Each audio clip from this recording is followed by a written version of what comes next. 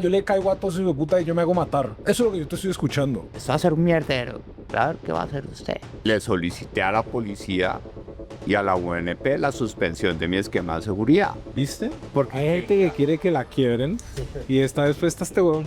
Llegar con la motosierra a mi ley a acabar ministerios y a decir que la Cancillería no sirve para un culo. Si uno coge un cargo para utilizarlo como trampolín para otra cosa, la caga. Es decir, si yo quiero ser presidente de Colombia para ser un líder político global o interplanetario, la paro.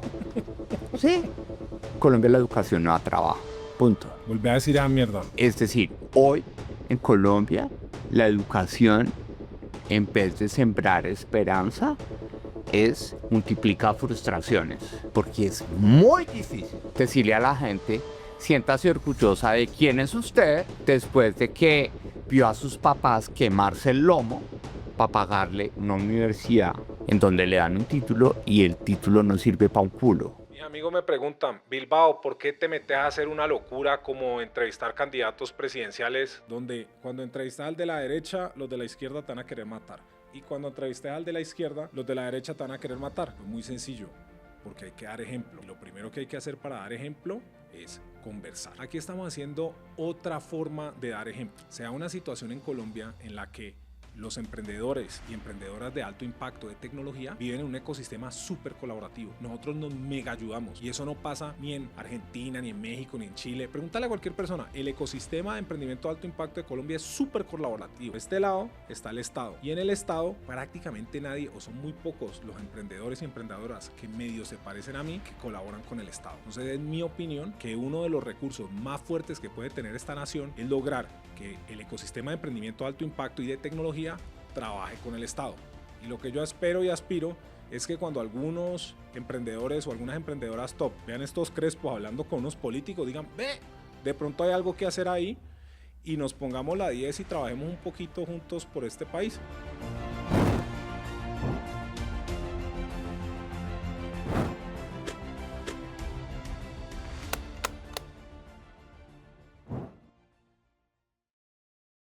Pues bueno, hoy estamos muy felices porque tenemos al candidato presidencial, estimadísimo, señor Oviedo. Un placer tenerte acá. Y tenemos un host nuevo, que es el profesor Jorge Roa.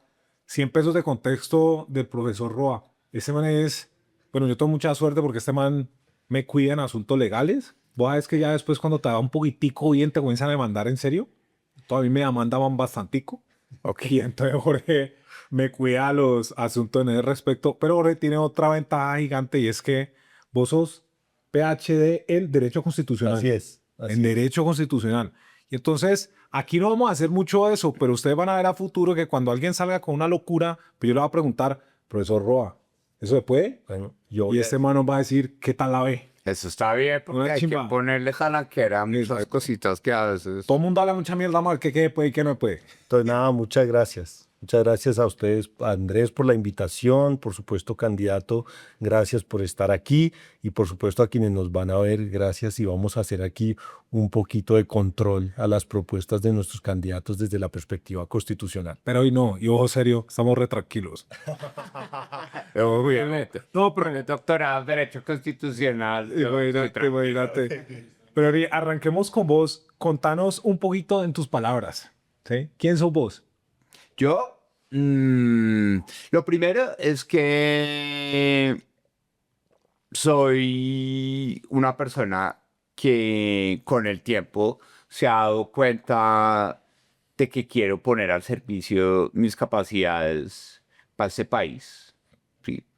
Yo nunca pensé estar en esto. Tengo una historia larga de vida. Muchas personas la han escuchado, la han visto. Pero en algún momento, cuando yo hice mi doctorado en economía, yo me proyecté en una trayectoria profesional, académica y de consultoría lejos de la política, ¿sí? Mi doctorado en economía, sin querer queriendo, me preparó para eso, porque mi énfasis de mi tesis doctoral fue la regulación de mercados de energía.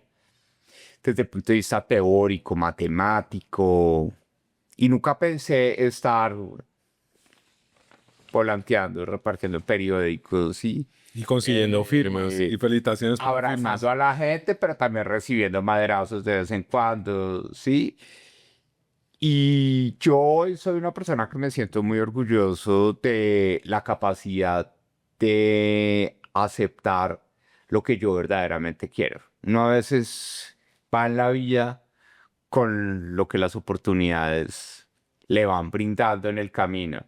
Pero hoy es de esos momentos en los que me siento supremamente orgulloso de decir que lo que quiero es esto, ¿sí? Claro. Y que me estoy jugando todos los cartuchos que tengo en mi vida, desde lo personal, desde lo profesional, desde lo familiar, para que eso pueda ser una realidad y poder dormir tranquilo el resto de mi vida diciendo, lo logré, fui presidente, 4 años, hice lo mejor de mí y Colombia puede seguir un camino, o lo intenté y seguiré en otra vida porque siempre hay un día después distinto al que uno tiene el día de hoy.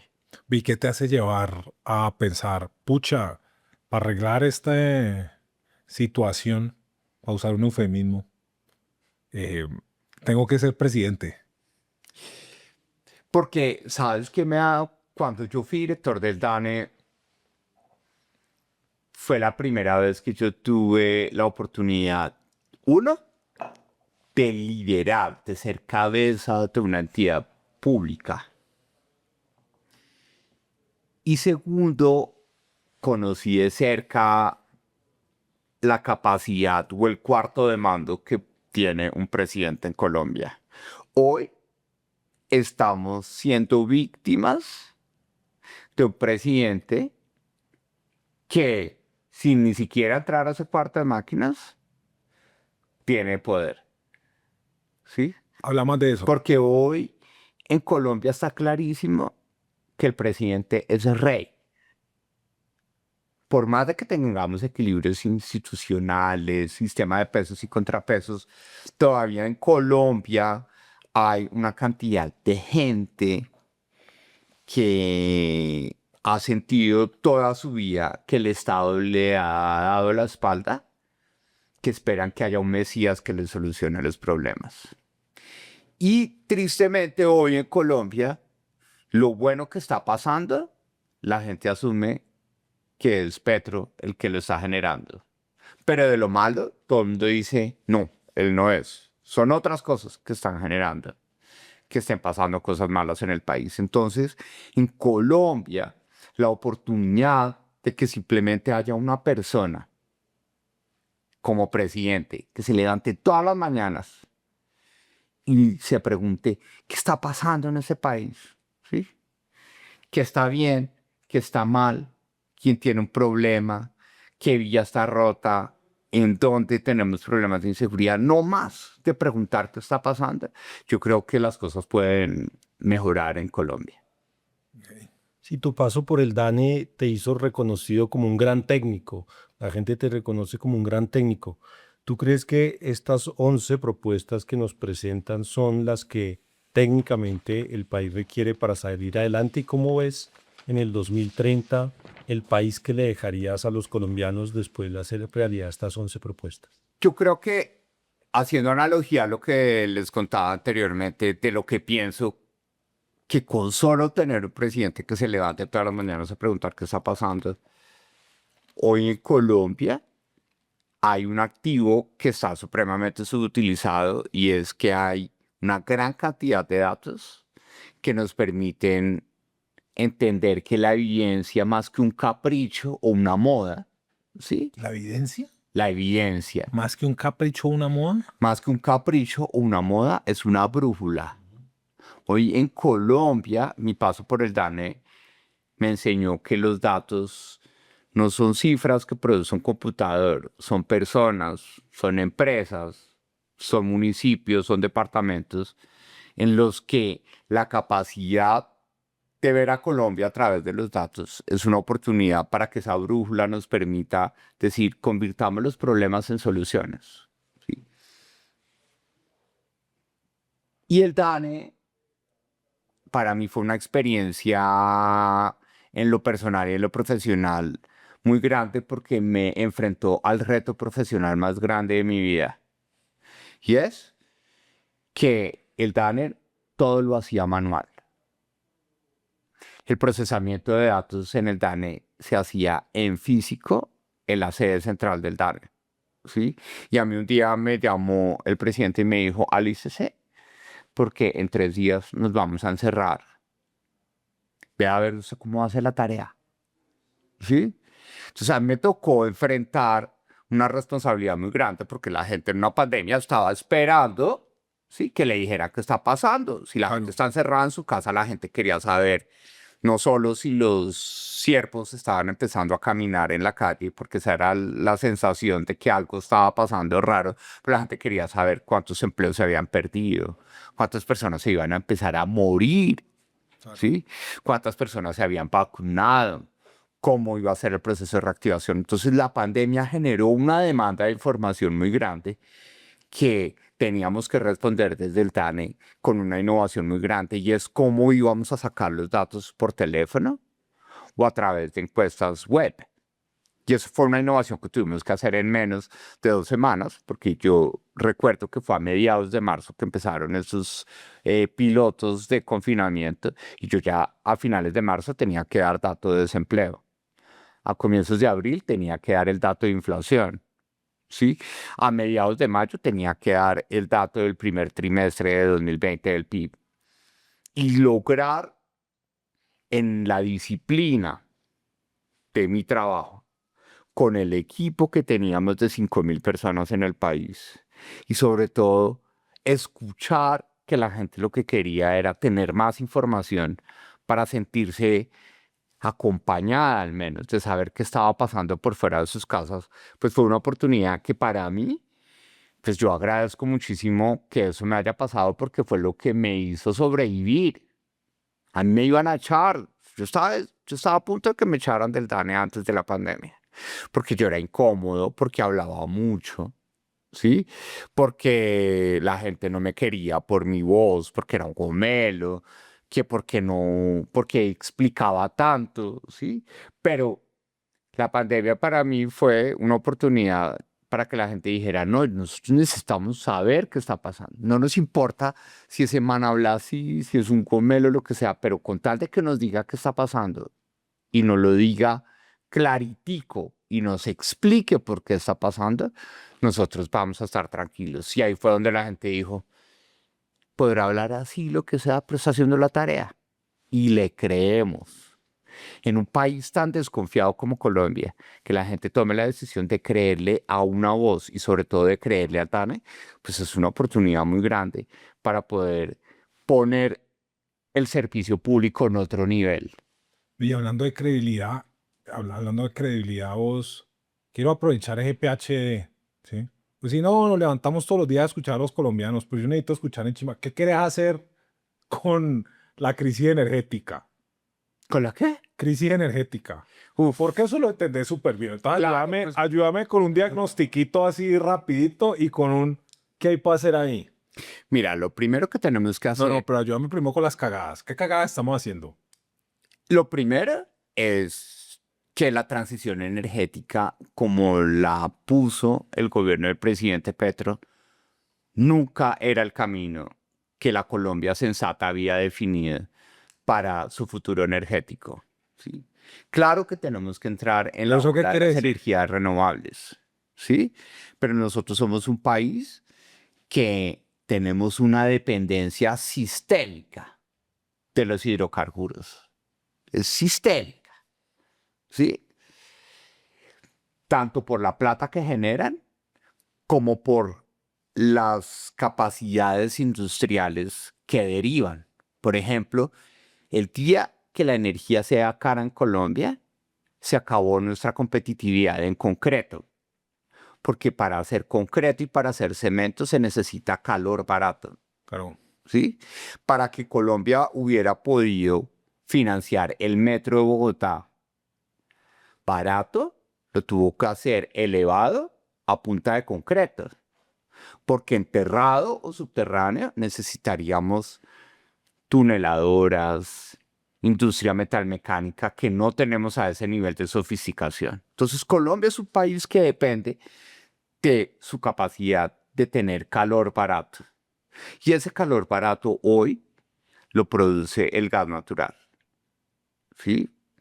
De forma mucho más competitiva que el carbón, por ejemplo. Y llegar y darle la espalda por completo al gas, al carbón y al petróleo para decir que queremos que todo sea solar o que todo sea eólico, pues es una falacia que es un tiro al pie. Porque en estos 3 años largos que han pasado, no ha pasado prácticamente nada. Y en energía, no hacer es peor que hacer mal.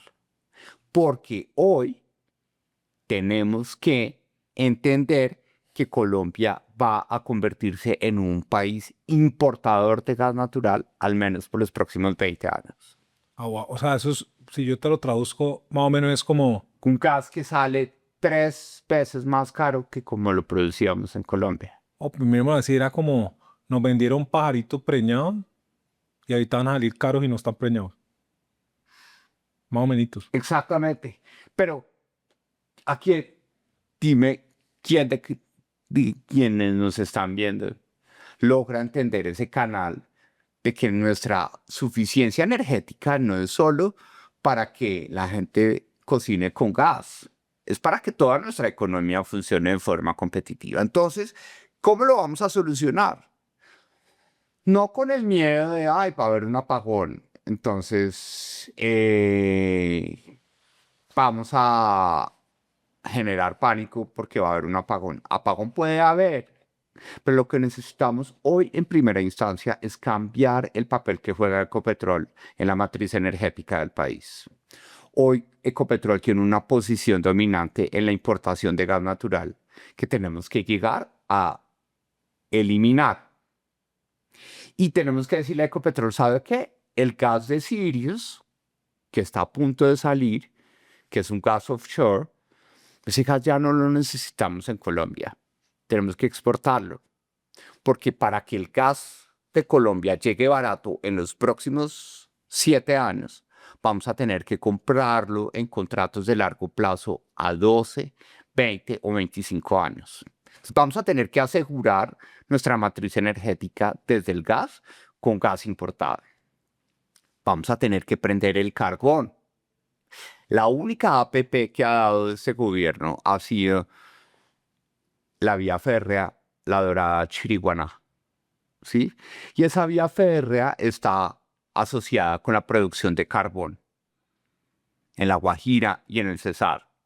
Y vamos a tener que crear plantas de generación eléctrica a partir de carbón, que la tecnología lo permite. Hoy una planta de carbón puede generar la misma cantidad de energía que una planta a base de gas natural con los mismos niveles de emisión de SOx o NOx al medio ambiente o de gases de efecto invernadero.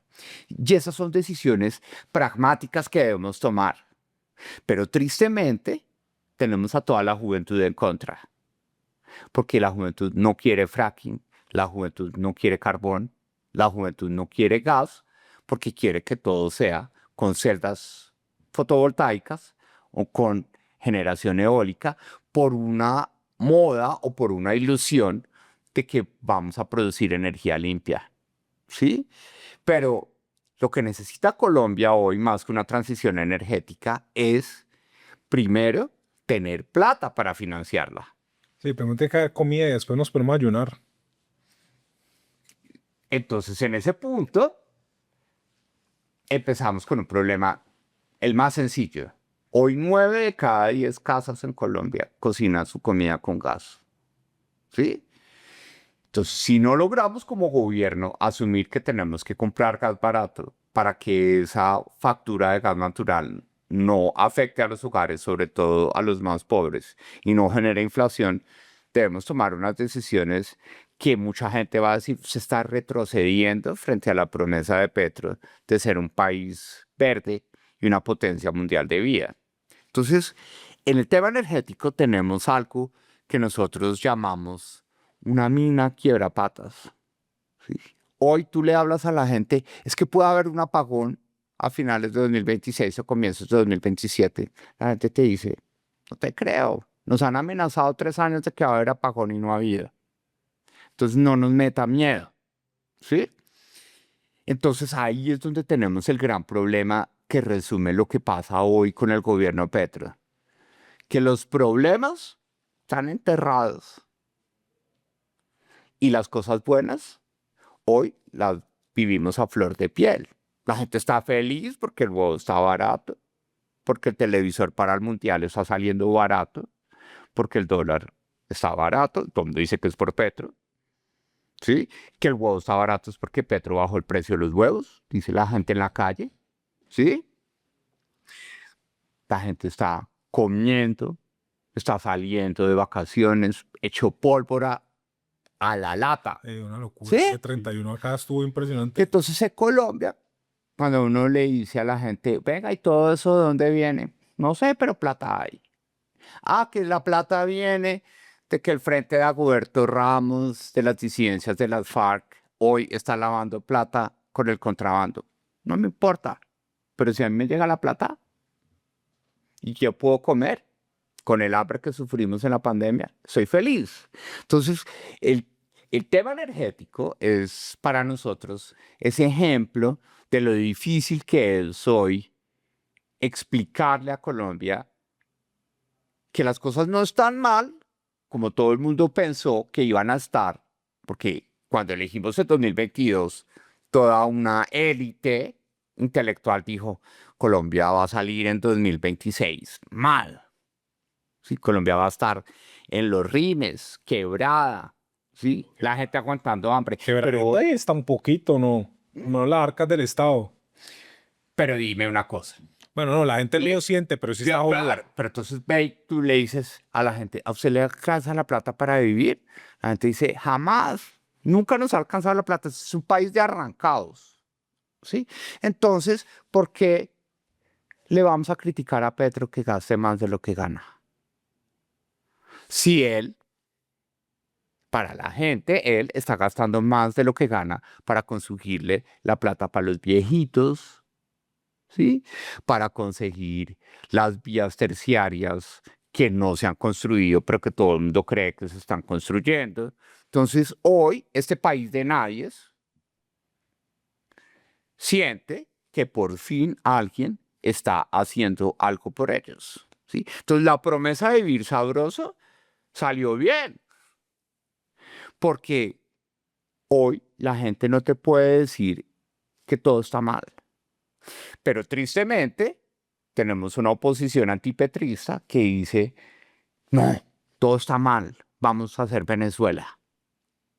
¿Sí? Entonces hay una contradicción entre la realidad económica con el sentimiento de la gente. ¿Sí? Porque la gente dice, subir el salario mínimo 4 veces la inflación era lo que había que hacer desde hace mucho rato, hijo de madre. ¿Sí? Que alguien llegara a reconocer eso. Pero lo hablábamos antes de empezar esta conversación. El salario mínimo se lo ganan solamente 1 de cada 10 personas que trabajan. ¿Sí?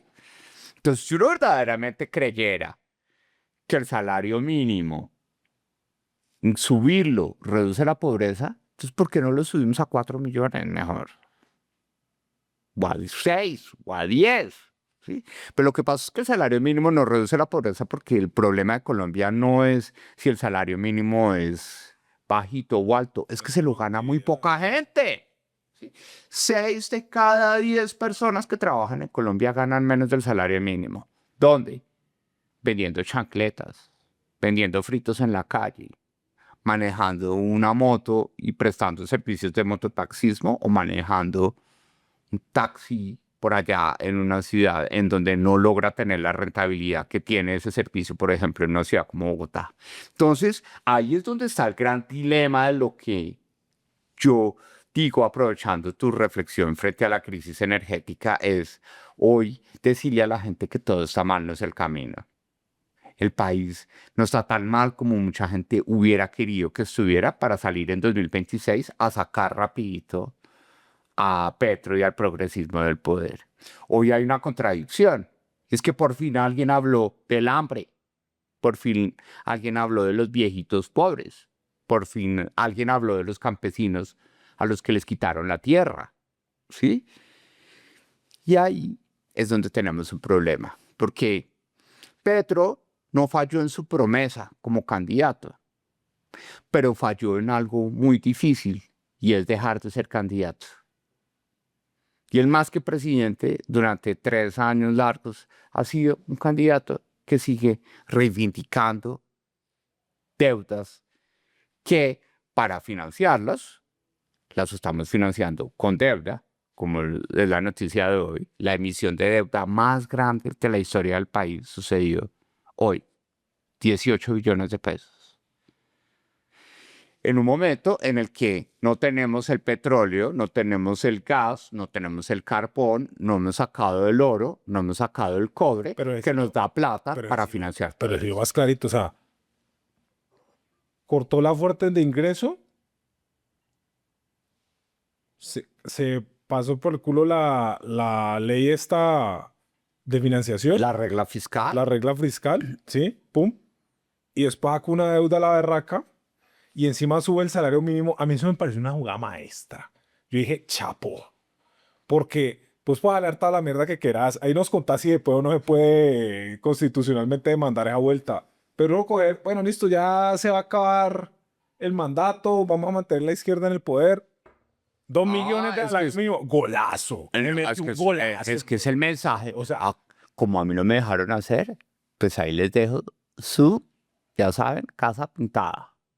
Los dejo jodidos. Si me van a abandonar, los dejo jodidos. Y si me quedo yo, entonces, ¿cuál es la consecuencia? Tenemos que acabar con el Banco de la República. ¿Sí?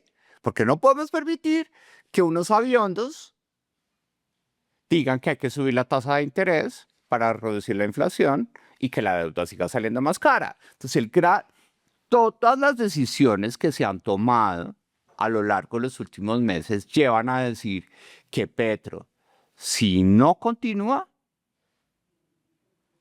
va a dejar una cantidad de problemas que nos van a reventar a nosotros. Y, por ejemplo, a mí como presidente me van a decir, ¡ay, usted el del DANE! No es que era tan sabiondo, no es que sabía del desempleo, a usted porque le sube y a Petro le bajaba. ¿Sí? ¿Usted por qué vuelve a tener inflación del 7% si Petro la dejó en el 5%? ¿Sí? Y la informalidad no va a explotar porque es que este país ya con un 56% de informalidad no hay para dónde más subirla. ¿Sí? Pero si se queda, él va a decir, no, eso a mí no me funciona. Que me vengan unos aviones a decir que me van a subir la tasa de interés y que la deuda que yo estoy asumiendo, no solo para pagar la de Duque, sino para pagar los subsidios de los viejitos pobres y para pagar las tierras, para pagar todo. Entonces, para afuera Banco de la República y mejor yo defino cómo manejamos la inflación me económica. dije que aquí ya me cagaste del susto porque yo esto sí no sabía. No, me estoy desayunando lo del Banco de la República. Porque en mi mente yo creía que eso simplemente no me podía. Profesor Roa. Pero Hablamos, esa es de la Asamblea Nacional Constituyente. ¿Este juez puede bajar el Banco de la República?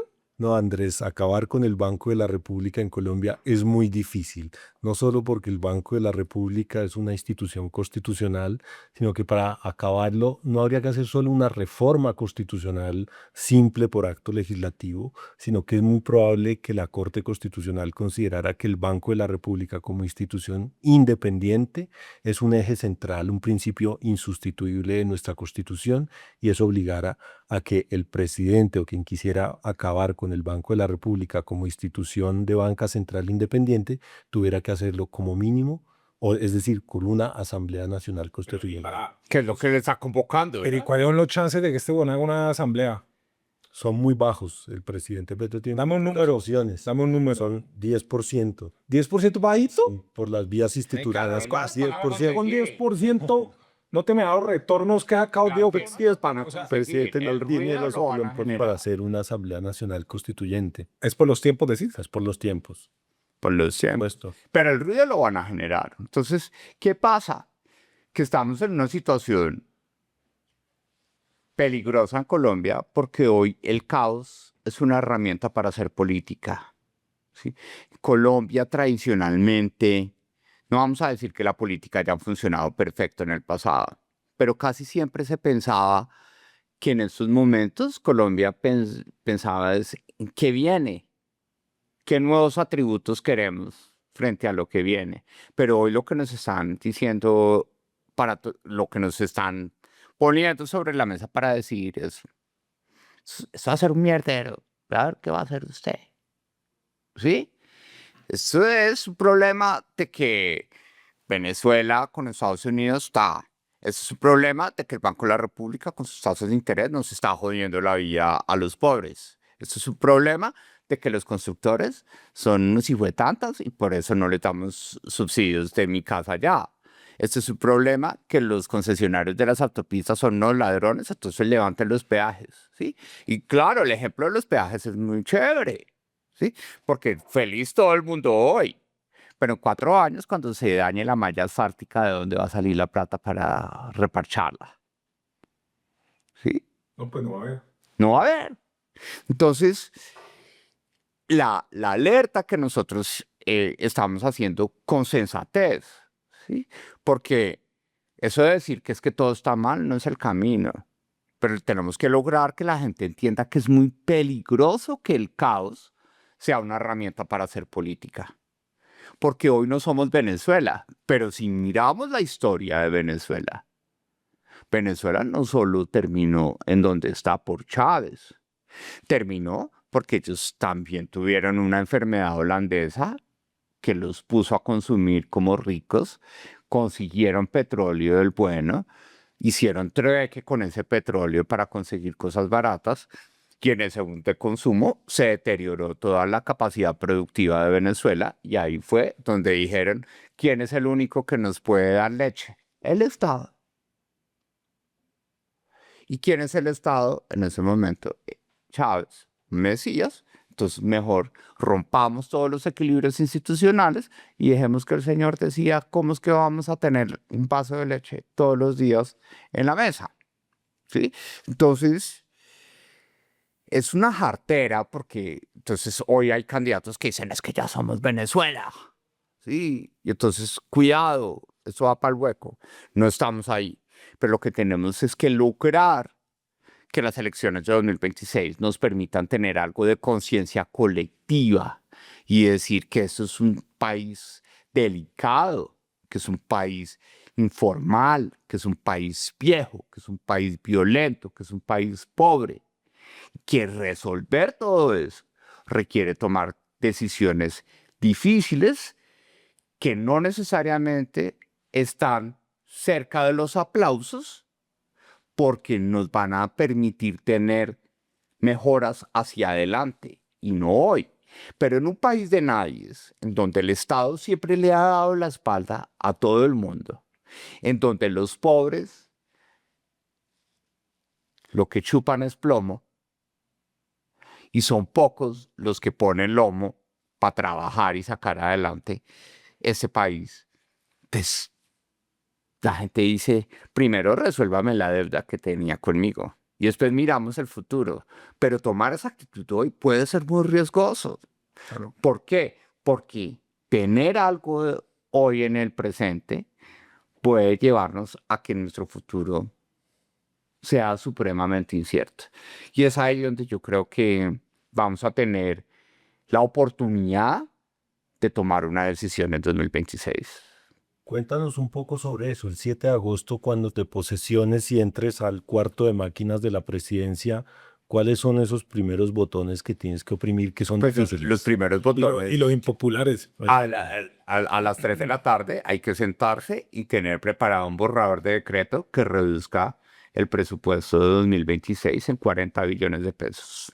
y eso, ¿Y qué haces? yo te- Porque quedas financiado. ¿Sí? sí, sí.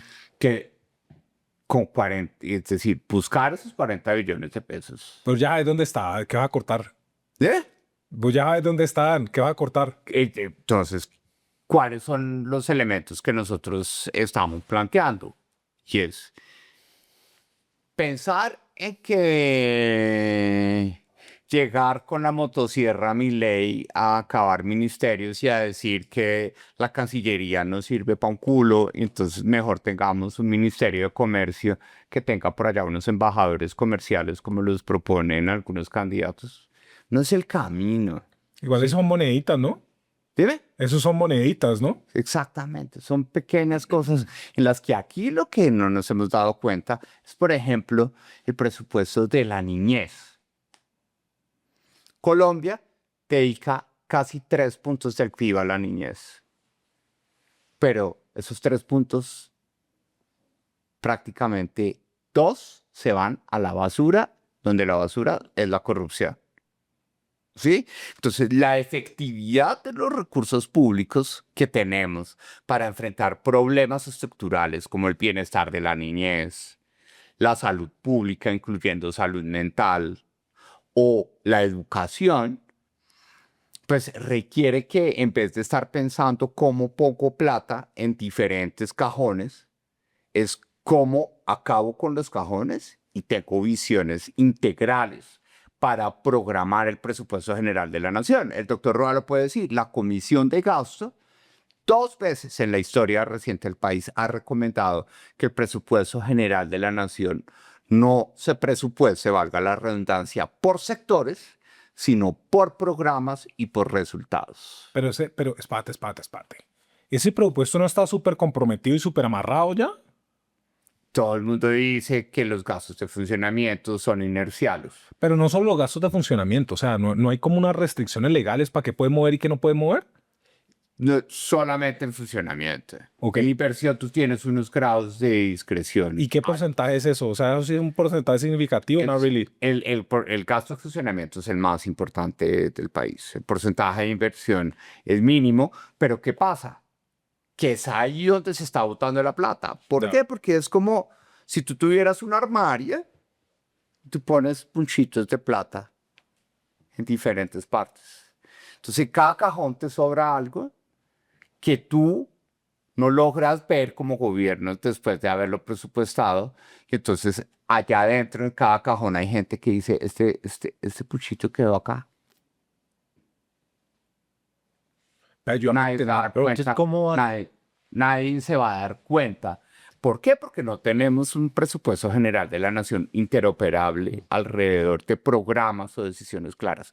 Tú le preguntas al gobierno nacional, ¿cuál es el presupuesto para envejecimiento? Y no logras, sumas unas partidas de diferentes entidades sectoriales, pero no sabes si ese presupuesto para envejecimiento está dando un resultado o no. ¿Sí? Como ese tema de la niñez, por ejemplo. En el tema de la niñez, los niños entre 5 y 14 años en Colombia normalmente practican deporte frecuentemente, solamente el 20% de los niños. Cuando en un país como Estados Unidos o en un país como la OCDE, más del 54% de los niños entre 5 y 14 años tienen una práctica frecuente del deporte. En donde la práctica frecuente del deporte es desarrollo intelectual, prevención de consumo de sustancias psicoactivas y prevención de problemas de salud mental. ¿Sí? Entonces, plata hay, pero la estamos votando no solo por los corruptos, sino Planeación. porque la ponemos en sitios donde después no sabemos qué sobró, qué se hizo, qué funcionó y qué no funcionó. Y cada año volvemos a llenar de plata los cajones y cada año los que están atrás entienden cómo sacar las Pero, obras de Dani, los ayúdame a cajones. entender una vaina. Yo, en negocio, en business, o sea, en negocio vos normalmente puedes hacer una vaina que a mí a cada rato me dicen que no me puede, pero puedes hacer una vaina que se llama Zero-Based Budgeting. Eso es un presupuesto desde cero. Tú vas a dar cuenta que vos querés arreglar una empresa que está haciendo un poco de pendejadas. Entonces, no, está haciendo un poco de pendejada. Entonces uno borra todo eso. ¿Qué necesita en serio? Y arranca de cero. Es un presupuesto de base cero. Estoy seguro que me va a decir que no me puede, pero ¿por qué puta no hacemos eso en Colombia? Porque mira, el, el Banco Mundial ha estado muy pendiente durante muchos años de poner toda su capacidad de cooperación técnica para que Colombia pueda tener un presupuesto de programación por resultados. ¿Sí? Pero detrás de eso se requiere la legitimidad de decir, no vamos a temerle a todas esas manos negras que hay detrás de mejor dejemos así, porque yo ya sé que cada año hay llegar un ese chiste de punto. plata que voy a arrancar. Entonces, se necesita que podamos elegir a alguien, pues que no enculebre la conciencia en la Pero, campaña. Neni, ¿y vos sos así atravesado? Yo sí, en el DANE, por eso, yo reviví, es decir, mi existencia revivió el sindicato del DANE. ¿Sí? ¿Por qué? Porque lo primero que yo tuve que asumir como responsable del DANE es decir que el censo había quedado mal hecho. ¿Sí? Y toda la gente del DANE dijo, ¿usted cómo hace eso? El DANE es una entidad que no se equivoca. Usted debió haberse quedado callado. ¿Sí? Y por eso surgió nuevamente el sindicato del DANE. Porque la gente se sintió deshonrada porque su director dijo una verdad. Y es que el DANE había cometido errores en la planeación del censo. ¿Sí? Entonces, yo creo que una persona como yo está convencida que la mejor forma de aprender de los errores es aceptar que sucede y no darles la espalda y taparlos como sucede en Colombia. Porque en Colombia hay un error en un equipo de trabajo, la gente dice, sucedió un error, como si el error cayera por el Espíritu Santo. Nadie es capaz de decir, yo tuve parte de ese error. ¿Sí? Entonces, esa actitud que yo siento que soy capaz de asumir puede ser supremamente útil para decir acá hay cosas que están mal y las vamos a solucionar, pero tenemos que reconocer que están mal. ¿Sí? Ejemplo, y con eso cierro. Miren, ¿en qué es lo que más ha avanzado Colombia en los últimos 30 años? En la cobertura de la salud. Había. ¿Y qué fue lo primero que llegaron a el chuchuchu, la salud? ¿Con qué le? ¿Qué es esa mierda? Que se Terminar la frase a cagarse, bro. que se vaya cayendo solito todo. Listo. ¿Por qué lo pudieron hacer? Porque es que desde hace 10 años la gente le ha dicho al DANE los peores escándalos de corrupción, yo lo siento en la salud. El 42% de la gente en la encuesta más reciente le dijo al DANE, yo donde veo lo peor de la corrupción es en la salud. Entonces, ¿qué pasa? Este gobierno llega y dice, bueno, yo voy a hacer Robin Hood. Porque voy a hacer lo que me da aplausos de la gente, que es que quitarle la plata a los corruptos de la salud, decir que las EPS son unas ladronas, que todas son corruptas. ¿Sí? Y hoy me pasó a mí en Cali, cuando estuvimos repartiendo periódicos en Cali, que nos quedamos por el barrio Imbanaco, donde está todo el clúster de salud en Cali. Salí a trotar a las 4:30 de la mañana, había gente haciendo fila para reclamar medicamentos. En una ocasión paré de trotar y me acerqué. Me dijeron, sí, estamos acá, abren a las 7, pero nos aguantamos, porque por primera vez hay un presidente que está quitándole la plata a los corruptos de la salud. ¿Verdad? Entonces, hoy, la gente de bien en la política dice, es que usted es un bruto porque le quitaron los medicamentos por haber votado por Petro, pero en realidad el sentimiento de base de la gente hoy es que por fin hubo un presidente que le dio pata a los corruptos de la salud. ¿Sí? Entonces, ahí vuelvo incluso al comienzo de esta conversación. Los datos, la evidencia, nos ha hablado desde hace mucho rato que hay ajustes que tienen que suceder en el país. Pero como la gente le tiene temor, y sobre todo la política le tiene temor al escrutinio de la evidencia, pues siempre se ha hecho el de las gafas oscuras alrededor de lo que está diciendo esa realidad. Entonces, decirle a Colombia que lo que queremos llegar a hacer es estabilizar este país, uno, resolviendo las minas quiebrapatas que nos están dejando. 2, eliminando la extorsión en la calle y en la política. Y 3, poniéndonos a hacer cosas a partir de lo que dicen los datos, pues es lo que nosotros queremos hacer en nuestra propuesta de gobierno. Preguntar por seguridad. Jorge Iván González, que fue funcionario de planeación de este gobierno, Millonario, como le digo yo, le dicen mucha gente. dice que en este país se hacen las políticas públicas sin datos. Este país no sabe cuántos niños tiene, cuántos estudiantes tiene, cuántos pacientes tiene, cuánto cuesta la UPC. Tú hablas de problemas ocultos de este país. ¿Cómo un técnico va a gobernar este país sin datos? ¿Cómo saber que estás caminando sobre terreno firme y no arena movediza y que lo que estamos proponiendo es lo que se necesita? Yo a él le agradezco muchísimo una columna que él hizo en La República y él dijo, el DANE es la brújula del país. ¿Sí? ¿Qué es lo que pasa? Que los políticos de turno no les gusta verse en los rayos X que les produce el DANE. ¿Sí? Entonces, por ejemplo, cuando yo actualicé la metodología para el cálculo de la pobreza y la pobreza la incidencia de la pobreza en Colombia subió, porque era la realidad, ¿sí? Porque ¿qué pasaba antes? Que antes para medir la pobreza no incluían la plata del corrientazo. Pero sí, en Colombia, hoy, la mayoría de la gente come por fuera de la casa.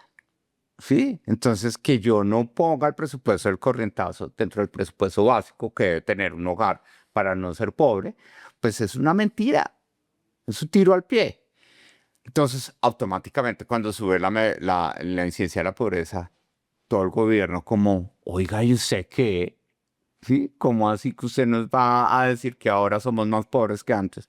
Pero son las verdades que tenemos que reconocernos. Entonces, ahí es donde yo creo que más que la tendencia o la moda, como le decía, la conciencia que yo tuve de haber sido director del DANE en un momento tan crítico del país como fue la pandemia y el estallido social, confirma que la evidencia puede ser un camino para que convirtamos los problemas en soluciones. A mí me sorprende un poquito, yo ingeniero, ¿no? Y entonces vos hablas de los datos y es como que culo de innovación y eso para mí se me hace como lo más elemental del Por universo. eso empezar. Sí, entonces es como si lo primero son los datos.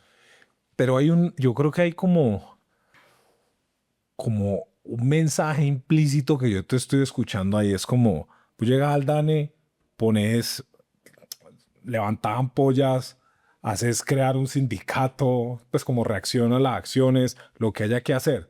Y después hablas de corrupción, extorsión, un poco de tentáculos negros. Y yo lo que te estoy escuchando es, yo le caigo a todos esos puta y yo me hago matar. Eso es lo que yo te estoy escuchando. Por eso es que quería que le preguntes por seguridad. Sí, sobre Porque usted pone algo por tarea avispero y qué. No. Si me entiendes, vos tenés como lo que llama un death wish. Es como que te quiebren o cómo estás pensando la cosa. No, mira, lo que yo creo es, uno, yo existo por eso. Yo existo porque la gente en Colombia prefirió creerle a alguien que le dijera, estamos mal, ¿sí? Tenemos hambre. Colombia es un país que en su modernidad negaba la existencia del hambre, ¿sí? Los alcaldes decían, ¿cómo es posible que usted me diga que en mi ciudad, en ese momento, Jaime Pumarejo, ¿cómo es posible que usted me diga que hay gente que no come 3 comidas al día en Barranquilla, si en Barranquilla tenemos un malecón que no tiene ninguna otra ciudad? ¿Sí? Como si el concreto se comiera, ¿sí? Pero había hambre, ¿sí? Es un país que no ha querido reconocer sus propias verdades, porque la política ha sido el elixir de negarlas, de las promesas irrealizables. Claro, tú lo que decís es, yo existo porque confían en mí, porque me creen, porque yo digo las cosas que no hay que decir, pero no me han dicho. Entonces, cuando te comenzás a caer la extorsión y a corrupción, o sea, ¿cómo vas a hacer eso? ¿Y cómo vas a hacer eso en el marco de toda la inseguridad que tenemos y una máquina imprimir plata obscena Mira, de narcotráfico. yo te lo puedo, como el sentimiento lo puedo sacar de la experiencia que tuve de las últimas 2 semanas que estuve recorriendo el suroccidente del país, ¿sí? Y lo hice, le solicité a la policía y a la UNP la suspensión de mi esquema de seguridad. ¿Viste? Porque Hay gente que quiere que la quiebren y esta vez fue este huevón.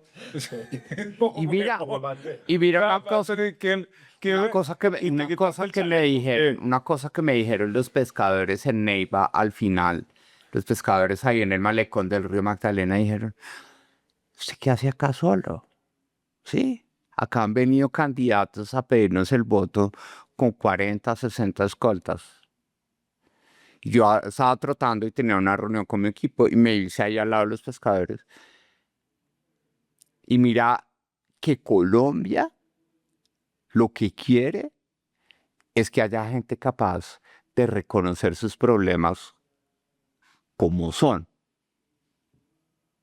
Y eso rompe cualquier tipo de amenazas o cualquier tipo de prejuicios. La gente quiere que la reconozcan, así no le resuelvan el problema.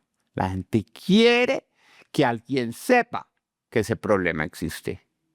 Y eso rompe cualquier amenaza de seguridad o cualquier posibilidad de que uno sea visto como algo incómodo, porque la gente quiere que la política tenga carácter, pero que también tenga empatía. Yo te entiendo eso en la calle, pero un problema para mí es este man que me está pateando mi lonchera, güey. ¿Sí me entendés? O sea, yo te invito a que te cuide un poquito porque, y te agradezco mucho no, yo agradezco mucho como el sacrificio, porque por más de que vivas en ese idilio de que la población me cuide y lo que sea, apenas te ponga a patear lonchera, yo personalmente estoy muy agradecido que exista gente como vos que trabaje así y que muestre que se pueden hacer las cosas de una manera honesta y que siguiendo los datos y contándole a la gente la verdad, ¿no? Porque vos claramente no estás dándole manejo Sobre todo que a la gente. es un país de muchos prejuicios. ¿Sí? Es un país, te lo digo por la experiencia de los últimos meses, en la que sí es una verdad que Colombia, la Colombia que vota, cree que aquí hay unos ricos que se roban el 90% de la plata y el 10% se la reparten a los pobres. ¿Sí? El, la desigualdad del país es una historia de villanos y de pobres.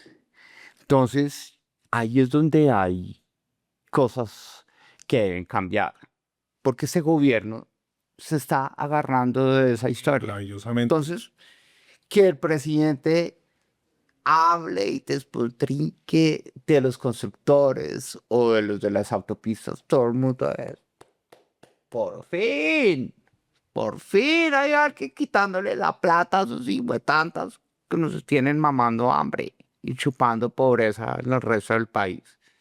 Cuando en realidad lo que necesitamos es hacer equipo, es lograr que el sector privado entienda que debemos buscar unos mecanismos de redistribución y unos mecanismos para que el sector privado sea más fuerte, para que haya más gente que se pueda ganar el salario mínimo, que haya un entorno propicio para que las cosas puedan suceder en equipo. Pero ¿qué pasa, Andrés y profesor Rodallo? Es que hay una realidad en Colombia que nos mama y nos indispone que nos digan que nos pongamos de acuerdo. ¿Por qué? Porque somos un país que 70 años nos hemos matado por pensar distinto. Entonces, que a mí me vengan a decir que me van a sentar a decirme pongámonos de acuerdo en algo. Sola, yo lo que estoy pensando es en qué le voy a llevar de comida a mis familiares. Yo lo que estoy pensando es que voy a pagar el arriendo de la casa. Yo lo que estoy pensando es cómo en algún momento cuando mi hijo tenga 15, 16 años, voy a sacar de donde sea para poderle pagar en algo la universidad. ¿Sí? Entonces, ese país de sobrevivientes el concepto de acción colectiva tiene que construirse desde lo público. Pero si lo público es gente que llega a pagar las deudas de quienes le financiaron la campaña, que son unos ladrones, pues entonces nunca vamos a poder pensar en cómo nos ponemos de acuerdo, en cómo resolvemos nuestros problemas. ¿Y cómo llegás a ser vos presidente sin maleta en closet?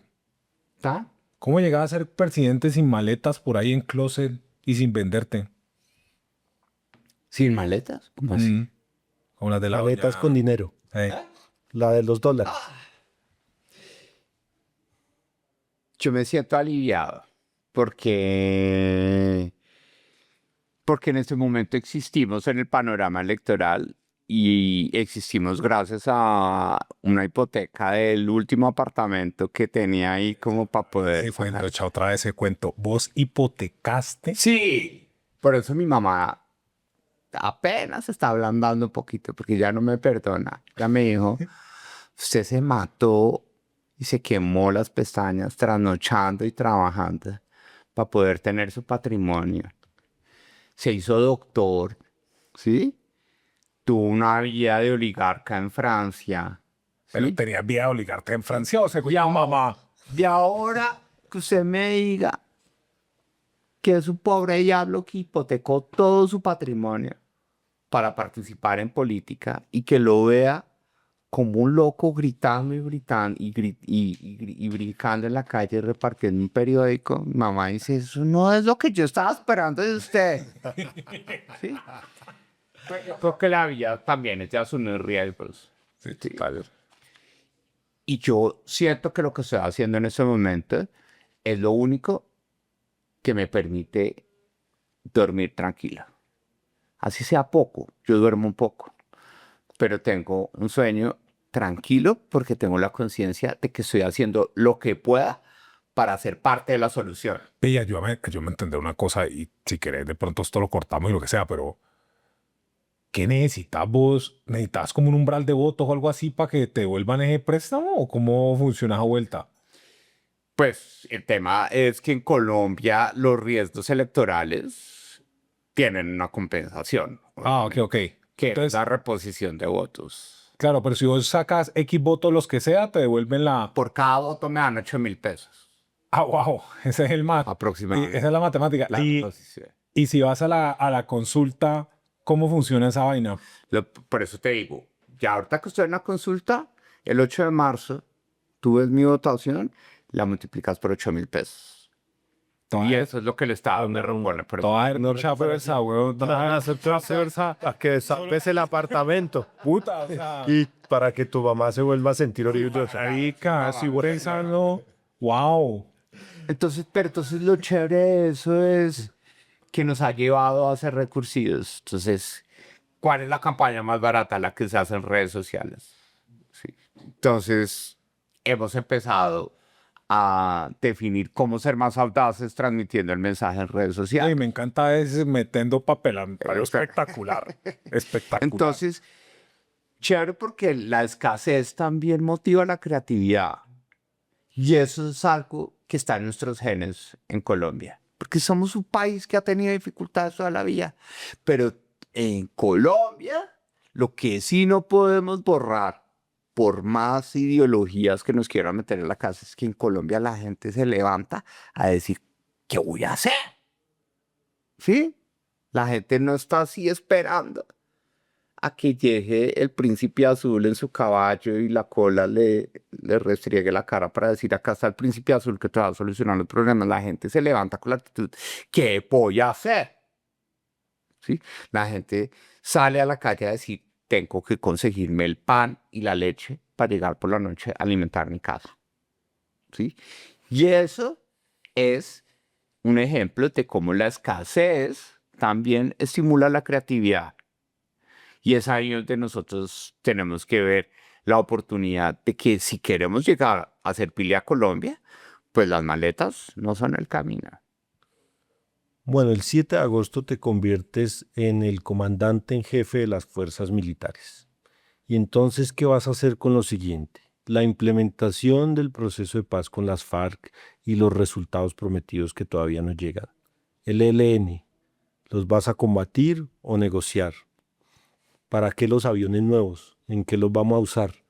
Y todos esos grupos con los que se ha negociado parcialmente en el marco de la paz total. ¿Negociación o hay que combatirlos? Y todo eso mientras la gente espera que el Estado, por la vía armada y por la vía social, recupere el territorio, el Catatumbo. Esa pregunta me parece muy chévere porque paz, si quiere la gente, si pensar que la paz total, que es un fracaso, ¿sí? Tiene a la gente pidiendo plomo, no es cierto. La gente en Colombia entendió en esos 170 municipios PEDET, en esas 16 subregiones, entendió que la paz es desarrollo, que la paz es jardines infantiles, que la paz es vías terciarias. Donde hay comercio no hay bala. Exactamente. Lo que sí es claro es que paz hoy ya no es con una guerrilla, es con unos delincuentes. Son narcotraficantes. Sí, sí, exactamente. Como le dice el presidente, el mismo presidente les dice traquetos. Eso. Es gente que quiere controlar corredores. Ejemplo, el Frente de Dagoberto Ramos de las disidencias de las FARC en el Cauca. El Cauca es un departamento que está atravesado por una vía que se llama la Vía Panamericana. Y todos los municipios del Cauca son ramales de esa Vía Panamericana. Entonces, donde la vía está pavimentada, no están. Donde la vía no está pavimentada, ahí está la guerrilla. Caldono queda a 17 kilómetros de la Vía Panamericana. ¿Sí? Y Caldono es una de las zonas rojas más importantes del país. La vía es una trocha. ¿Por qué? Porque esa gente tiene ramificaciones en el Invías que dice, borre esta vía de los planes de desarrollo del Invías. Déjenmelos afuera. ¿Por qué? Porque en paralelo a la Panamericana hay una vía invisible por donde se mueven productos químicos para la coca, se mueve armamento, se mueve madera, se mueven personas, se mueven repuestos, ¿sí? Y nadie dice nada, ¿sí? Entonces, hoy verdaderamente tenemos que entender, y la Fundación Ideas para la Paz tiene un informe muy claro, y es que nuestros enemigos son unos delincuentes que quieren plata. Entonces, lo que hay que hacer es ir también detrás de la plata de esas personas. ¿Y cómo harías eso? ¿Sí? Pues prendiendo lo que el presidente Petro apagó, que es todo el esquema de inteligencia. La cooperación de información de inteligencia financiera, militar y de precursores químicos que se tiene con los Estados Unidos está apagada, ¿sí? La UIAF está apagada. Hoy la UIAF es una herramienta para extorsionar a la gente. Dame el otro lado, porque ¿cuál era la justificación para pagar todo eso? Porque es una hipótesis que es dura de asumir, pero el verdadero pacto de la picota no fue liberar a los delincuentes, fue decir, ¿sabe qué? Nosotros vamos a cerrar los ojos con la DIAN y con la UIAF, y usted lo que hace en sus actividades lo mete facilito en la economía legal a través del contrabando. ¿Vos crees que eso así de pensado? ¿Mm? ¿Vos crees que eso así de meditado? Es que es la realidad. No, yo sé que está pasando, pero ¿lo ves como un plan? ¿Como que alguien lo planeó? ¿Y entonces de dónde está la plata para que la gente coma y esté No, la contenta y echando pólvora? plata está ahí. Lo que pasa es que a veces, a mí me cuesta, de pronto tenés toda la razón, a veces uno confunde estratega con incompetencia. Pero entonces vos estás diciendo que es estratega. Yo creo que es incompetencia. ¿Sí me entendés? Es estratégico. Porque tú ves los sindicatos, es decir, tú ves la cantidad, pasan las partidas arancelarias de equipos de televisión que se importaron en Colombia y no te cuadra con la cantidad de televisores que Es se puro han contrabando. en Colombia. Pues contrabando, ¿sí? ¿Por qué crees que le están metiendo más impuestos a los licores? Porque más impuestos a los licores nos hace ver como un gobierno sano, ¿sí? Que quiere acabar con el problema de salud pública del alcohol, pero entre más impuestos le suban a los licores, el contrabando va a ser más rentable, ¿sí? Claro. Y lo que pasa hoy, y está demostrado, y es que las cifras mínimas de desempleo, de las que se jacta este gobierno, que supuestamente sus políticas las causaron, ¿sí? Están movidas, es por gente vendiendo muñecas en carreras, ¿sí? Hoy, la mitad del empleo que se ha generado en estos 3 años es informal, pero no es informal de emprendedores tech. Es informal de gente vendiendo muñecas en la calle. Es informal de gente vendiendo fritos o perros calientes en la calle. O lo que pasa hoy con los jóvenes del Caribe que quieren ser mayores de edad es para ser mototaxistas. ¿Sí? Entonces, lo que sucede en este país es que la informalidad tan grande se vuelve en el mejor colchón o en el mejor sitio de confort para lavar la plata de Así, esos claro. delincuentes. Sí. Entonces, ¿qué pasa? Que, claro, la fuerza pública hay que fortalecerla. ¿Sí? Es natural. Pero para que la fuerza pública pueda reaccionar, pues a Caldono hay que pavimentarle la vía. Sí, porque si en 17 kilómetros el ejército no va a poder responder frente a una toma guerrillera apenas a 17 kilómetros de la Panamericana, porque la vía está hecha una trocha, pues estamos jodidos. Entonces, claro, la paz hay que llegar a ella. ¿Que eso requiere fuerza? Sí, pero también requiere mucha inteligencia y requiere entender y escuchar que la gente hoy no quiere plomo per se. La gente quiere tranquilidad para hacer la tarea. Que sea estudiar, que sea vender muñecas, que sea vender arepas de huevo, lo que sea, pero la gente se quiere sentir tranquila haciendo la tarea. Pero hoy lo que pasa es que Colombia está extorsionada. ¿Sí? El alcalde de Itagüí, no te estoy hablando ni siquiera de Caldono, del alcalde de Itagüí, informalmente dice, aquí todo el mundo paga boleta. ¿Sí? Entonces tú dices, pues madre, que venga un señor Estado a decirme que yo pague más impuestos cuando no ha sido capaz de quitarme encima el impuesto, porque se llama contribución voluntaria estrictamente obligatoria. Para la seguridad. ¿Sí?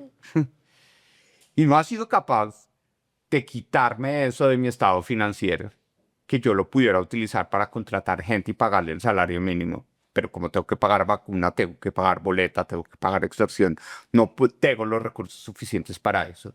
Entonces requiere que hoy la visión de seguridad de Colombia no sea una visión de un juego o un videojuego, ¿sí? Como Call of Duty. No, esto es tema en lo que la economía tiene mucho que ver. Y por eso nosotros decimos, claro que sí, hay que tener una estrategia de seguridad con fuerza, pero también con mucha inteligencia. Y sobre todo, dejando de decir que ahora tenemos una fuerza pública debilitada, ¿sí? Porque allá nos han hablado claro y nos han dicho, mire, doctor, por favor, no se sume a esa línea de gente que dice que nosotros somos ahora unos muertos de hambre, que no sabemos qué hacer, porque han sido 200 años en las que la doctrina militar de Colombia ha garantizado el orden y la seguridad de este país. Y estamos dispuestos a hacer la tarea, pero necesitamos un comandante jefe, uno, que se sienta orgulloso de nosotros, y dos, que nos dé instrucciones, porque es que así funciona una estrategia de seguridad. Para eso existe un régimen constitucional en Colombia que le dice al presidente, usted tiene una gallada de gente a su servicio. Úsela en función del bien público del país. Entonces hay que dar instrucciones. Y por eso se necesita un presidente civil que complemente la estrategia de la doctrina militar de la fuerza pública. Que haga equipo, ¿sí? Pero también eso requiere un presidente que se sienta orgulloso de eso. Y tristemente, hoy, de lo que sí tenemos claro, es que tenemos un presidente, como el presidente Gustavo Petro, que lo último que podemos decir es que se siente orgulloso de la fuerza pública colombiana. Porque lo hemos visto en las formas y en el fondo, los desplantes, tanto de lo formal como de lo financiero y de lo estratégico que le ha hecho a la fuerza pública colombiana. Doloroso.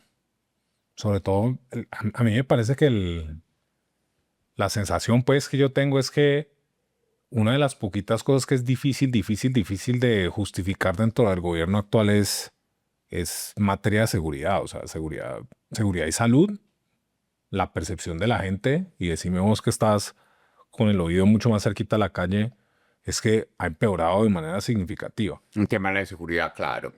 Eso sí lo ve todo el mundo, ¿no? ¿Qué pasa? Que en Colombia todo tiempo pasado fue peor. ¿Sí? Entonces la gente dice, lo de la vacuna, pues en los 90 nos llegaba y sobrevivimos. Entonces, lograr que hoy la gente esté indignada por la inseguridad ciudadana. Dime, ¿qué marcha ha habido acá en Bogotá? ¿Qué manifestación pública, pacífica, en Bogotá ha habido diciendo estamos mamados de la O sea, extorsión? gran punto. A mí, yo sí, pero por par de bombas en Cali que yo digo la chimba. O sea, eso sí indigna. Pero en Bogotá no he visto. Tenés razón, ¿no? Entonces, ¿por qué? Porque ese es el país que somos. Que sí, que la inseguridad nos preocupa, sí, pero hemos vivido con ella tanto tiempo que tenemos, como dicen las mamás, callo. Entonces, la esquivamos, pagamos la vacuna, pagamos la boleta, vemos cómo salir adelante con eso.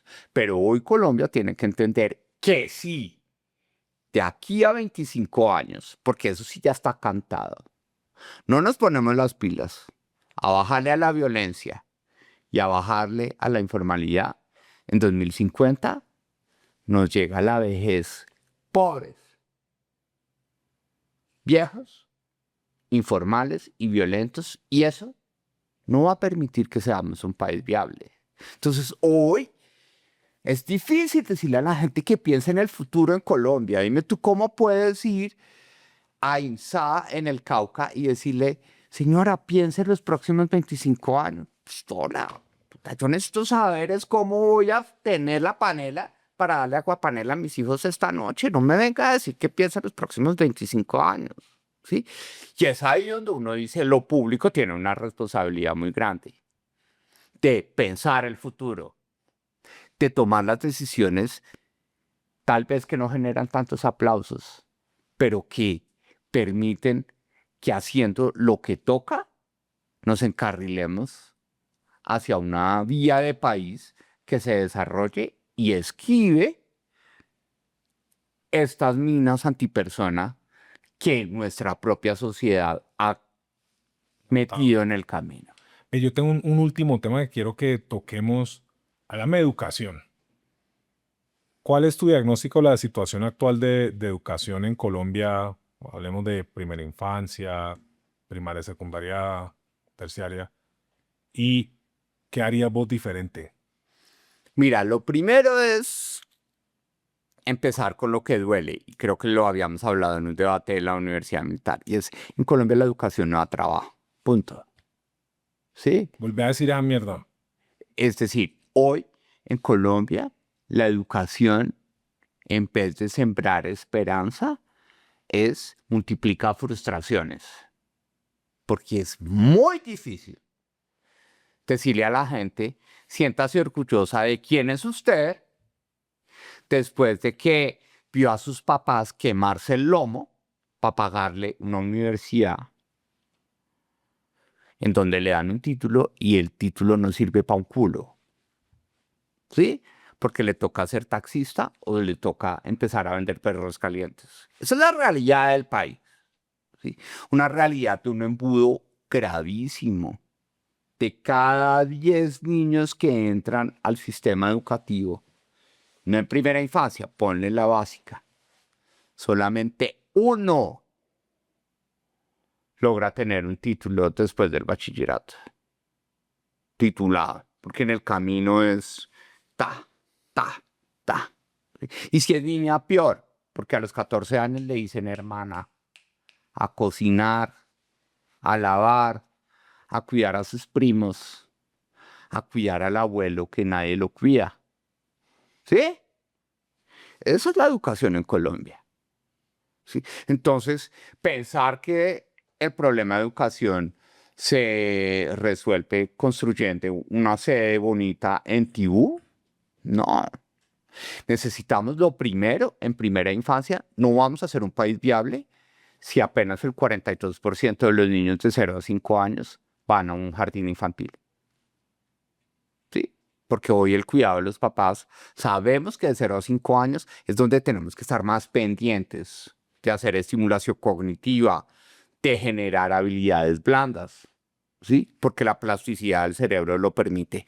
Pero ¿dónde está el esfuerzo país para decir, vamos a tener metas claras de los centros de desarrollo infantil en el país? No, es el ICBF, que es un nido de corrupción. ¿Listo? En la básica tenemos un problema muy grande hoy, y es que en la básica tenemos unos retrasos de competencias lectoescritoras que generó la pandemia por el tapabocas y por las clases por Zoom, que ¿quién está hablando de eso hoy? ¿Quién está hablando de los niños que no saben gesticular o escribir bien porque estuvieron 2 años encerrados en sus casas, viendo al profesor y no entendiendo cuál era el proceso de articulación de convertir una idea en un mensaje? Y tenemos que hacerlo. Y ahí está la tecnología para poder hacer ese hack y lograr resolver ese problema. ¿Por qué? Porque ¿quién le quiere meter plata a eso hoy? Nadie. ¿Por qué? Porque ¿quién va a ver los resultados de eso? En 10 Próximo, años, sí. en 13 años. Sí. ¿Sí? En bachillerato empiezan los problemas de competencias cuantitativas y la educación media tiene un problema y es que es un caldo, es el verdadero sancocho que nos gusta hacer, el trifásico. Francés, inglés, trigonometría, filosofía, hasta economía a veces les meten, sexualidad, todo. En 2 años hay que meter todo lo que no hemos hecho para decir que al menos saben algo. Y en 2 años a nadie en promedio le dicen usted qué quiere hacer, usted qué le gusta. ¿Sí? ¿Usted se siente científico? Hoy hay pruebas, hay tests que te permiten establecer tus habilidades o científicas o vocacionales o instrumentales. Eso está sistematizado en nuestro sistema educativo. Cero. ¿Sí? Entonces, la solución es la universidad. Entonces, yo fui directivo universitario en el Rosario y lo más costoso de la Universidad del Rosario en la época que yo estuve era el presupuesto para volver a enseñar a escribir y hablar a los estudiantes. Porque tú llegas a primer semestre de una universidad como el Rosario, Sí, que recibe sí, total. a los de arriba y les dices a los estudiantes, escríbame un párrafo completo para expresar una idea, ¿sí? Y ese párrafo no tiene signos de puntuación, no tiene lógicas de sujeto, verbo, predicado, ¿sí? No tiene un objetivo, ¿sí? Y hoy, ¿cómo se comunica la gente? Con el lenguaje escrito, con la expresión verbal. Entonces, ahí es donde nosotros decimos, la educación es el camino para sacar adelante ese país, pero necesitamos un gobierno que quiera hacer lo que toca, no lo que le dé aplausos, porque aplausos es, hagamos una universidad allá en la mierda, un edificio bonito para que la gente se sienta incluida. Y cerramos el Colfuturo. Mira, mira, y qué pena ser tan insistente. Ese es otro ejemplo de los dilemas éticos que nos pone este país. Es decir, que diga, vamos a quitar la plata de Colfuturo porque eso solo se lo dan a los jóvenes de estrato 4, 5 y 6. Cuando eso es culpa del gobierno. Sí, porque si tuviéramos un gobierno que permitiera que tu dirección o tu código postal no determine si puedes llegar a hacer un posgrado en el extranjero, pues entonces ahí tú dices, no, esa gente es elitista. Pero eso que pasa en Colfuturo es la realidad del país. ¿Sí? Que la gente que está en estrato 1 y 2, simplemente porque no recibió educación de calidad, nunca va a poder aspirar a estudiar en el extranjero. ¿Sí? Entonces, necesitamos gente que vaya a estudiar al extranjero. Sí, porque necesitamos líderes, necesitamos gobernantes, necesitamos gerentes, necesitamos creativos, necesitamos visionarios. Y la educación global es una herramienta fundamental para generar ese tipo de competencias. Entonces, jugar hoy con la moral y decir, no, esa plata se la estamos botando porque se la están llevando los ricos, es verdaderamente un tiro al pie. Porque la verdad de eso es el reconocimiento de que nuestro sistema de educación es un fracaso y solamente los ricos pueden estudiar afuera. Sí, y lo único que yo diría para que la gente no te malinterprete es en promedio, ¿no? Hay una cantidad de luminarias de estrato 1 y 2 que salen adelante y acceden a Colfuturo, sino que lo que no quiero es que la gente te malinterprete, No, que claro. crea que vos lo que estás diciendo es que era un cosas. Una golondrina no hace el verano. Sí, ¿Sí me entiendes? Y eso hay que reconocerlo. ¿Sí? Yo no fui estrato 1 y 2. Yo fui una persona que en su vida pasó por el estrato 3, 4 y logré ganarme mi beca para hacer mi doctorado en Francia. ¿Sí? Bien. Pero yo no puedo decir que porque yo pude hacerlo, cualquiera lo puede hacer. ¿Sí? Porque hay que entender que en la educación no son las excepciones las que cuentan. no, a nivel país ni por el putas. Lo que pasa es que yo hablo con un pollo y digo, vos podés, pero cuando estás haciendo políticas públicas, que es la discusión tuya, pero te va a poner todo. El paradigma Claro, claro. en el que nos quieren meter toda la vida es que la pública es para los pobres y la privada es para los ricos. Pero cuando tú hablas con un joven de 17 años, te dice, la pública es para los pilos. La pública es para los que comieron bien entre 0 y 5 años, que tuvieron una buena educación y que tuvieron un buen puntaje de la prueba Saber 11 y que pasaron la prueba de ingreso de una pública. Pero ¿y qué? Los que no comieron bien entre 0 y 5 años, los que tuvieron que ir a educación mediocre, ¿dónde van a estudiar? En la privada. ¿Sí? ¿Y quién está ayudando a los hogares para que la educación privada sea accesible? Un ICETEX, que es una herramienta de politiquería, para decir, le quito, le pongo según me den votos. Y ahora que estamos en periodo electoral, busque la plata para financiar los subsidios otra vez, para que los jóvenes no se pongan bravos. Cuando en realidad lo que debería existir en Colombia es que 1.5 millones de jóvenes hoy en Colombia están medidos. Quieren estudiar en la universidad, los aceptaron y no han podido hacerlo porque en su casa no hay plata. Entonces, eso no lo soluciona un ICETEX, Andrés. No lo soluciona. Yo todo el día digo que en estos días vamos a sentar a Freddy aquí para sacarle un compromiso, porque esa yo la veo bastante más fácil, la verdad. No el pedazo de interacción entre personas, pues, no el pedazo como social, eso hay que ver cómo se hace, cómo se complementa, pero nosotros tenemos cómo hacer eso con tech. Ese 1,5 millones tienen como estudiar con tech. Ese punto lo resolvió el Reino Unido, lo está resolviendo Brasil y es los bancos con la plata del gobierno, lo que ponemos es una garantía, una plata, unos billones de pesos los ponemos en una cuenta. Le decimos al sector financiero, ¿sabe qué? Esa cuenta es para bajar el riesgo que usted tiene que asumir de que si hay un Juan Daniel Oviedo de 17 años que le dice a usted que pasó en el Rosario a estudiar economía, pueda ir a ese banco y decir, yo quiero estudiar. Y que ese banco le diga, dígame quiénes son sus papás, muéstreme qué hacen. Y a partir de eso, le doy un crédito para que estudie. Viva, y usted lo paga una vez su salario esté por encima del salario promedio de la profesión que usted hace. ¿Sí? Eso ya está inventado. Le dieron un cuasi Nobel a la persona que lo diseñó. ¿Sí? Eso no es crear una entidad burocrática, eso no es amenazar, es hacer, es encontrar las soluciones.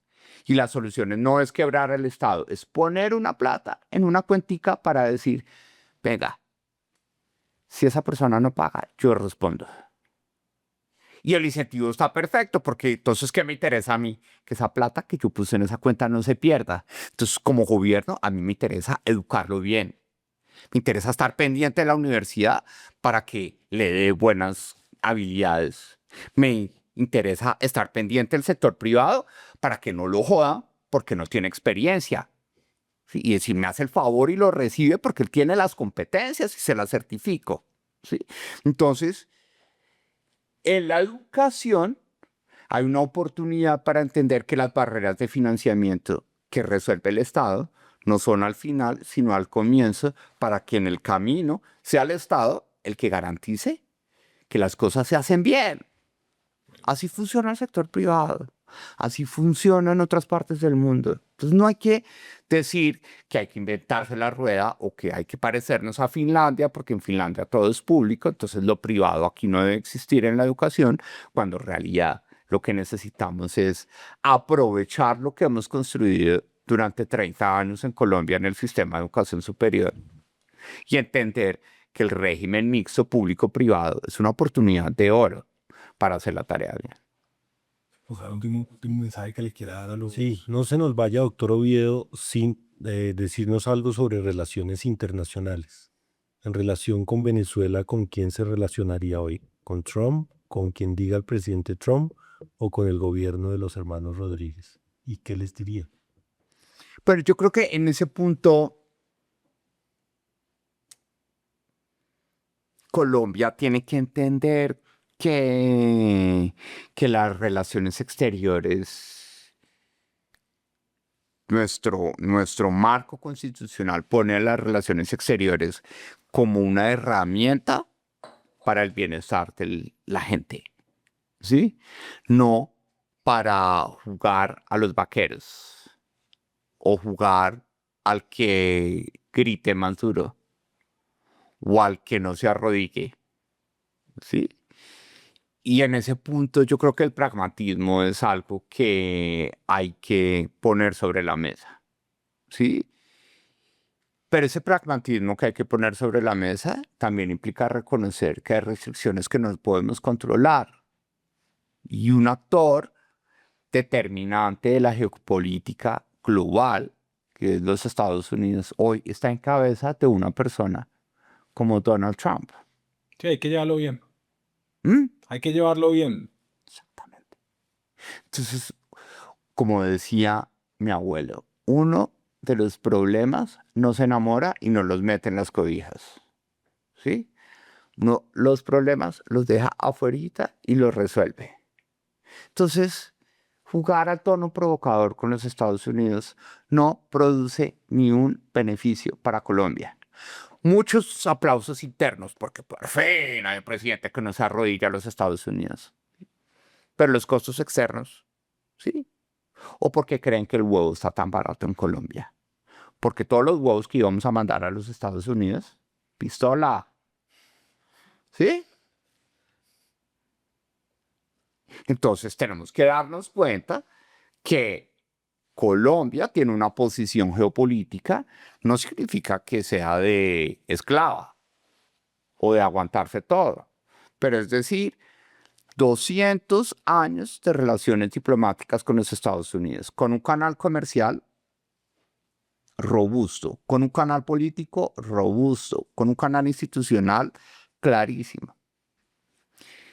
Manejemos el mismo tono. Sí, estamos en el mismo hemisferio. Creo que vamos a poner a huevonear. Eso es difícil porque tenemos a un presidente que lo que quiere son aplausos internos. Y que también se percibe como como un personaje geopolítico global. Que habla mierda. Que que es ahí donde yo digo, mira, te lo digo como una cosa porque aprecio muchísimo esta conversación. Mi éxito como director del DANE es que yo llegué allá para ser director del DANE. Punto. Si uno coge un cargo para utilizarlo como trampolín para otra cosa, la caga. Es decir, si yo quiero ser presidente de Colombia para ser un líder político global o interplanetario, la paro. Sí, sí, porque es no tener claro la función objetivo. Sí, eso lo enseñan en planeación de negocios, en matemáticas. Sí, Sí, función objetivo, tal la cual. función Optimización. objetivo. ¿Cuál es? Que Colombia esté mejor. Punto. Pero si la función objetivo es que yo sea, que yo me gane el Nobel, que yo sea el líder latinoamericano, que yo sea el líder global, pues empiezo a hacer trade-offs que me ponen a generar sacrificios es a Colombia. ¿Sí? Porque Petro el 7 de agosto se va y seguramente va a ser llamado a ser un líder de alguna causa global. Pero ¿y qué? Desde ahí nos va a resolver. O dígame qué líder de causas globales le ha resuelto problemas a Colombia. Sí, pensemos. ¿Quién ha venido acá? Sí, acá viene Jeff Bezos. Y yo, pues, monta en helicóptero, va al Amazonas, a la Orinoquía. Ya, punto. Hace una ayuda y punto. Pero dígame qué líder global le ha resuelto un problema a Colombia. Ninguno. Sí, entonces ahí hay que tener claro eso. Y es, las relaciones exteriores son una herramienta para el bienestar de Colombia, no para la proyección del ego del presidente. Me encanta. Pues Juan Daniel, esto ha estado buenísimo. Buenísimo, Muchas gracias por acompañarnos y esto. Y gracias por la educación. Yo como que voy a seguir haciendo estos podcasts con profesores porque aguanta mucho los PHs. Yo critico mucho eso, pero hoy los he valorado profundamente. No, y es eso, yo creo que es que podamos entender que la educación es el camino, pues tenemos nomás a alguien que lleva 25 años haciendo política, una persona sensata a quien respeto muchísimo, que es Sergio Fajardo, ¿sí? Que habla que la educación es el camino. Pero eso hay que hablarlo más claro, ¿sí? Y hay que hablarle claro a la gente de lo que está mal, sin que eso sea una herramienta para generar pánico, ¿sí? Pero hablando claro de lo que está mal, es el camino para resolverlo y hacerlo bien. Me encanta. Fabuloso. Muchas gracias Muchísimas gracias, Juan Daniel, otra vez de acá. es. Y gracias a todos. al equipo.